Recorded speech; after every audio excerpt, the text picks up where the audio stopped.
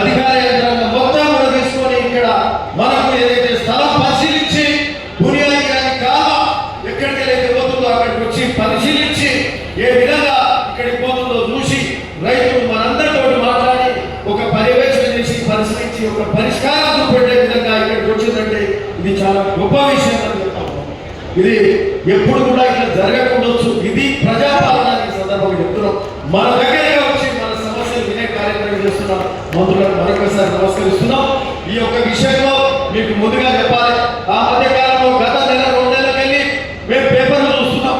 ఉత్తమంగా మరి మంత్రులు ముఖ్యంగా ఇరిగేషన్ శాఖ మంత్రులు ఎక్కడ జిల్లాలకు వెళ్ళి ఎక్కడ సమస్యలు ఉంటే అక్కడ వెళ్ళి మరి ఆ సమస్యల మీద ఏదైతే సదస్సులు పెట్టి అక్కడ పరిష్కారాలు చేస్తూ అక్కడ నిధులు శాంక్షన్ చేసే కార్యక్రమం చేసినప్పుడు మరి ఈ రోజు ఈ సమావేశానికి ముఖ్యంగా మరి వేముల వీరేశం గారు మాకంటే శాసనసభ్యులు మా సీనియర్ వేముల వీరేశం గారు, మందుల శాఖ గారు, మా బీర్నారాయణ గారు మేము పదే ఎన్నోసార్లు డిసెంబర్ 7, 2023 ప్రభుత్వం ఏర్పడ్డాక అనేక సార్లు మంత్రి గారిని కలవడం, విన్నపం చేయడం, అన్న మా పుణ్యాది కాలువ, మా పిల్లలపల్లి కాలువ, మా ధర్మారెడ్డి కాలువలకు నిధులు కావాలని చెప్పి పదే కోరడం జరిగింది. అంటే ఈ కాలువ గురించి మా రైతుల బాధ మాకు తెలుసు. అనేక సార్లు ఎన్నోసార్లు ఎందుకంటే ఇది పుణ్యాది గారి కాలువకు మరి పుణ్యాది పడ్డది ఎక్కడంటే ఒల్లిగొండలే పడ్డారు.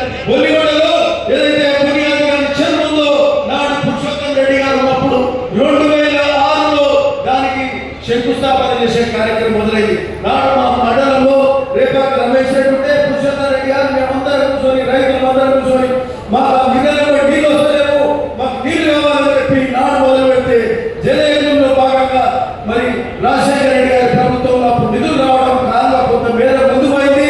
ఆ తర్వాత కాలువ దగ్గర మరి నత్తనట్టు నడుస్తూ కాలువ ముందు పోయే పరిస్థితి ఉంటే గడిచిన 10 ఏళ్లలో మళ్ళా కొత్తగా రాష్ట్రం ఏర్పడ్డాక నిధులు ఉండే కానీ నిధులు మొత్తం కూడా ఎక్కడో కాళేశ్వరం ప్రాజెక్టులకు పెట్టి తప్పితే నిధుల వికేంద్రీకరణ జరగలే.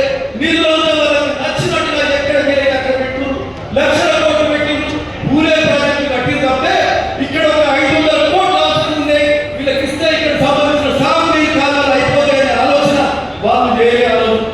శాంక్షన్ చేసి మేము అడిగితే పాదయాత్ర చేస్తే 280 కోట్లు ఈ 3 కాలాలు శాంక్షన్ చేసి కానీ నిధులు రాలే.